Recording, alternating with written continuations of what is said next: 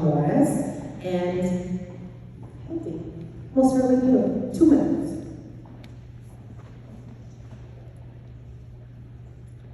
Thank you to the LA Chamber of Commerce and Central Maine Community College for hosting this evening. My name is Hildie Lipson. I am running for the Maine House of Representatives for District 91, Leeds, Turner, and Wayne. I've lived in Wayne for 35 years. This is my first run for office. Since May, I have knocked on more than 2,700 doors in all 3 towns. Almost all voters are concerned about inflation, especially high energy and food costs. National and international forces that cause these increases cannot be fixed in Maine.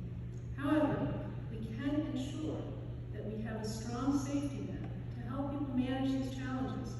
That includes statewide incentives like weatherization and energy assistance programs from Maine Housing and Efficiency Maine, and local programs such as food banks. Affordable housing is a widespread concern.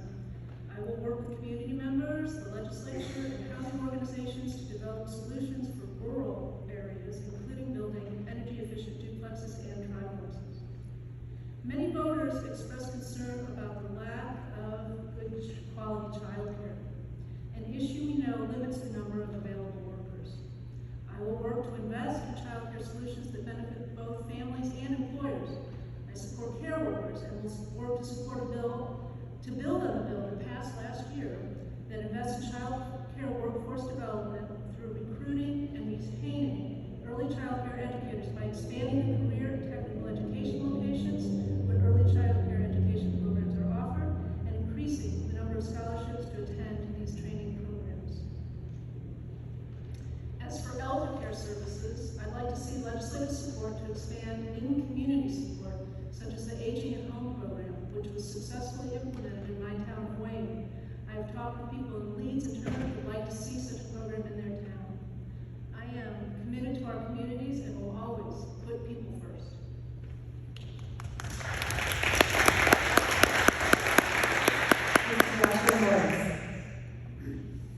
Thank you. Thank you to the Chamber of Commerce and to Central Maine Community College. It's good to be back here.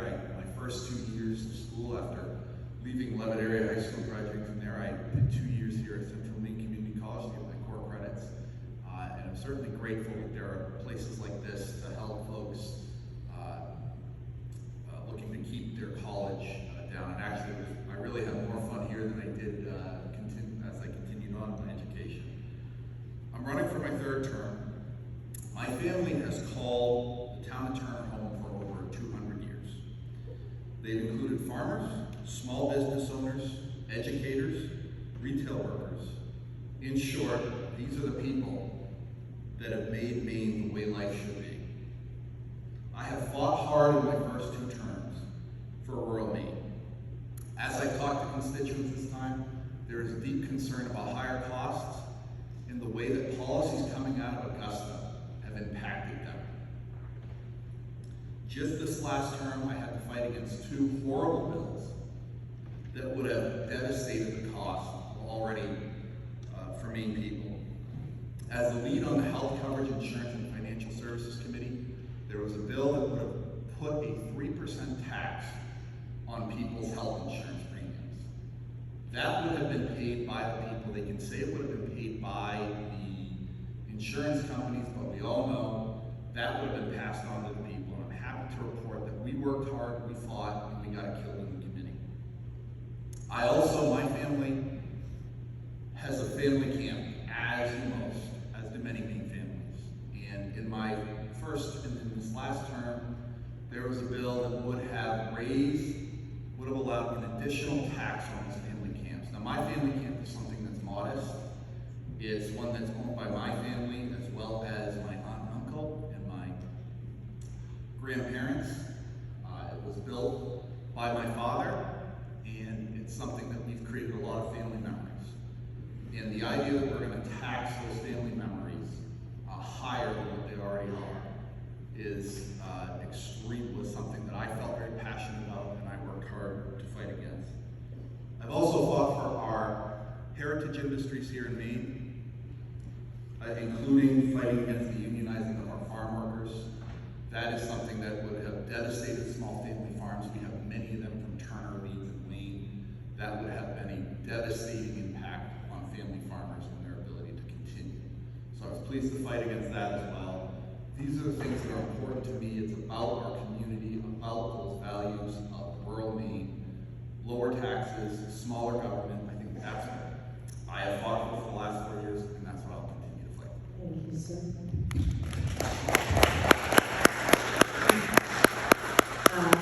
Our first question, both of you really focused in your remarks on the rural nature of the communities that you live in and that you would represent, that you have from generationally. What is, I grew up in a town of 800 people, spent a lot of time in rural Maine with blueberry barons in my part of the world. What is the biggest opportunity that rural Maine and its people presents, and how will you serve that from a policy or action perspective if elected? Sir, we'll start with you. Yeah, I at my town, I have seen my town see exponential growth.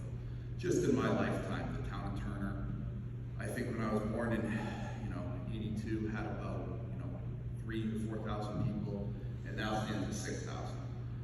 There's a lot of people that it's veteran communities, a lot of small businesses, and I think the number one thing we need to do is ensure that there's opportunities for entrepreneurs. I serve, as I said, as the lead on the Health Coverage, Insurance, and Financial Services Committee. And one of the things that I have fought for is more choice in healthcare, more choice in health insurance. One bill that I proposed would have allowed, if you go and you shop for a service at a network, and you save the insurance company money, the insurance company should have to give that money back to you. That's more money in Mainers' pockets, and it's a better way to increase entrepreneurship, which is important for our workforce. We need more plumbers, we need more electricians. My dad works as a contractor. There is a real challenge trying to find those folks for these jobs. And a lot of it is people, it's hard to find that health insurance. And when we have state government policies that add mandates, that don't do things to help consumers, that's part of that makes it harder for people to live and work in rural Maine. We are, in Maine, we're really lucky to live in these small communities, and I feel really grateful to have landed in one. And one of the things about small communities is that we depend on each other, and we work with each other, and we know each other. And so, for example, like what I mentioned was this Aging at Home program. This is a program that is entirely developed by people in town who care about wanting to see seniors stay in their homes as long as possible. So we can do these things as communities in our rural districts because we know each other and we can work with each other with programs and help people on the local level. And so we have the opportunity to do these things locally because we know each other. Well said. We're talking a bit about smaller businesses. As a chamber that serves all of the communities, and having heard some of the feedback from when we changed our name a number of years ago, I'm sure you're familiar, it was before my time. One of the things that feels important to business owners, and so many business owners in rural communities are small businesses. And not SBA small businesses, which is 500 employees or more, but a family-owned business of 5 or 6 employees. Oftentimes, those businesses feel left out, feel not heard, not understood, and not reflected in the business of government, particularly at the state level. And so, if elected, what is it that you might focus on to serve the small businesses of the communities that you represent? My partner Dwayne and I do have a small business. We make sourdough bread in the garage of our home, and we've been successful because we've done it ourselves. And I want to mention, I think someone else was talking about clean water and clean air. We need to have a good environment for people to be able, clean water, clean air, for people to be able to use the resources that we have here in Maine, to have a very healthy environment that creates a healthy economic system. And we need to keep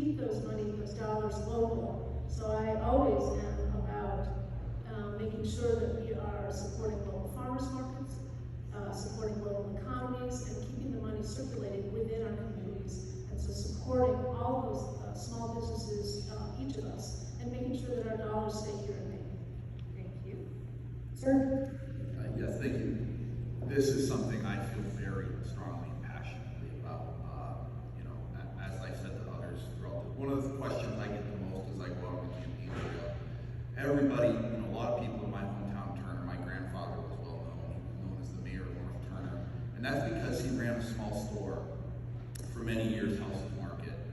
And, it was just him and one other woman, and I can tell you there were certainly concerns about, he raised 6 kids on the income. There was always concerns about the cost of healthcare, the cost of energy, and all those things. And state government is, again, not doing any favors to these small businesses with their policies on healthcare and their policies on energy. That is our energy prices are going up all the time, and it is in part because of state government policies. This is something I feel very strongly about. As I said, my family has for years owned small businesses. My dad is a contractor. It's him and only 2 other people that work on his job sites regularly. As I said, it was a business that he inherited from his father. As I also said, my grandfather owning a small store, and in July we had the opportunity, a small store that was not far from where his was in Turner, in North Turner area, to have Governor Paul LePage there, because I think he also understands the importance of small businesses in Maine, and these small, very small, most of them are family owned. They've been passed down from generation to generation. And I think, they know, as I've talked to them, that the policies that state government is pursuing are really working against them. And I have been trying to fight for them in the form of lower healthcare costs, lower energy costs. And unfortunately, we haven't been able to win those fights. Thank you very much. A warm round of applause for both of our